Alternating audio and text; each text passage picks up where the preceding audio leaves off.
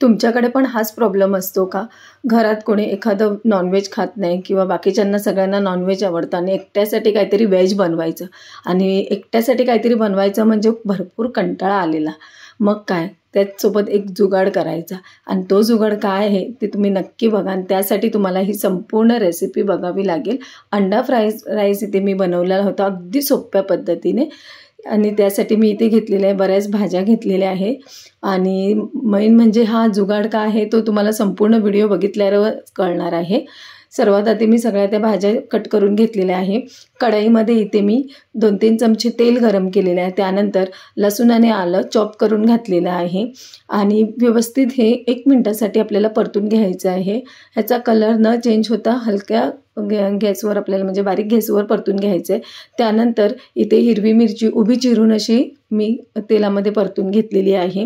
तेलामध्ये अगदी म्हणजे अर्धा मिनिटासाठी परतून घ्यायची आहे. त्यानंतर जे आपण भाज्या कट करून घेतलेल्या आहेत ना त्या सगळ्या इथे ॲड करायचे. कोबी, गाजर आणि इथे कसं भाज्या आपल्याला जास्त फ्राय करायचं नाही आहे, हलक्याशा फ्राय करायचं आहे. कारण फ्राय राईसमध्ये जर भाज्या खाताना क्रंची असल्या ना तर खायला खूपच मस्त लागतं. मग काय इथे सगळ्या भाज्या घालून घ्यायच्या आहेत. जसं की मी इथे गाजर, कोबी, शिमला मिरची हेच भाज्या घेतलेल्या आहे. तुम्हाला कुठल्या अजून भाज्या आवडत असेल तर तुम्ही अजून घेऊ शकता. आणि त्यानंतर कोथिंबीरची जे दांडीकरचा भाग आहे ना तो थोडासा चॉप करून ह्याच्यामध्ये घातलेला. अगदी 1 ते 1.5 मिनिटासाठी मी हे तेलामध्ये परतून घेतलेलं आहे. जास्त वेळ इथे परतवायचं नाही आहे. त्यानंतर आपण इथे ना जे स्प्रिंग ऑनियनचं व्हाईट पोर्शन असतो ना तो कट केलेला होता छोटा छोटा, ते देखील आपल्याला ह्याच्यामध्ये घालून घ्यायचं आहे. व्यवस्थित हे परतून घ्यायचं आहे. मग इथे मी ऑलरेडी राईस बनवून घेतलेला होता. राईस आपल्याला इथे जास्त कुक करायचा नसतो आणि मग काय चवीनुसार थोडंसं मीठ घातलेलं आहे. मीठ घालून अर्धा मिनिटासाठी हे परतून घेतलेलं आहे. आणि राईस कधी पण ना फ्राय राईस किंवा जर आपण बिर्याणी वगैरे बनवतो ना थोडंसं म्हणजे कच्चा असतानाच आपल्याला हे थोडंसं कच्चं असतं असंच कुक करायचं आहे. मी इथे हा 90% राईस कुक करून घेतलेला होता. त्यानंतर हा आपण जे राईस आहे तो पूर्ण घालून परतून घ्यायचा आहे आपल्याला. मेन म्हणजे काय माहिती आहे का, इथे मला एकटीसाठी व्हेज बनवायला भरपूर कंटाळा आलेला. त्यामुळे मी मस्त असा जुगाड केलेला फ्राय राईसचा. इथे मी 2 चमचे सोया सॉस घातलेला आहे.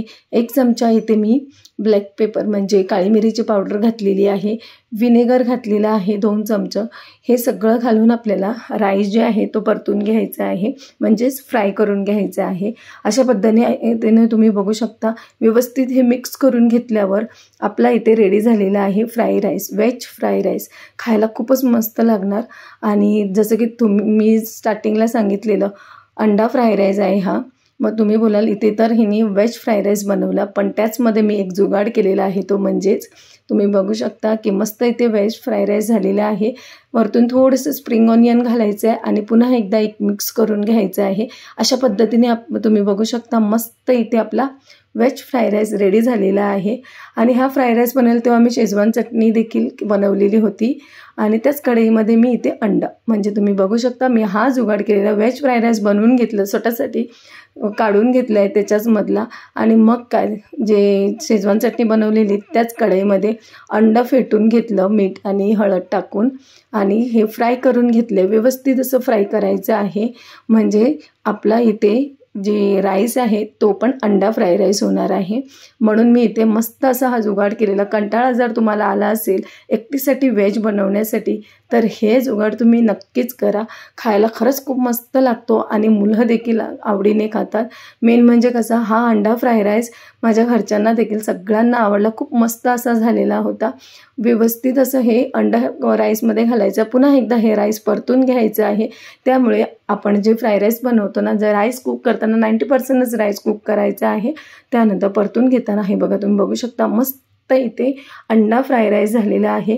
मग काय गरम गरम प्लेटमध्ये सर्व करायचं आहे. तुम्ही देखील कधी कंटाळा आला की असं करता का नक्की मला कमेंट करून सांगा. आणि हे बघा किती छान असा हा अंडा फ्राय राईस झालेला आहे. त्याचसोबत मी शेजवान चटणी देखील बनवली होती. शेजवान चटणीची रेसिपी मी ऑलरेडी माझ्या चॅनलला अपलोड केलेली आहे. मग काय त्याच राईसवर मी एक मस्त अशी अंडा फ्राय ऑमलेट केलेली आहे आणि मुलांना तर हा फ्राय राईस खूप आवडला, खूप आवडीने त्यांनी खाल्ला. तुम्हाला देखील जर आजची रेसिपी आवडली असेल अंडा फ्राय राईसची तर नक्कीच घरी बनवा आणि अशाच नवीन नवीन रेसिपीसाठी माझ्या चॅनलला लाईक शेअर सबस्क्राईब करायला विसरू नका। हे बघा किती मस्त असा हा अंडा फ्राईड राईस झालेला आहे।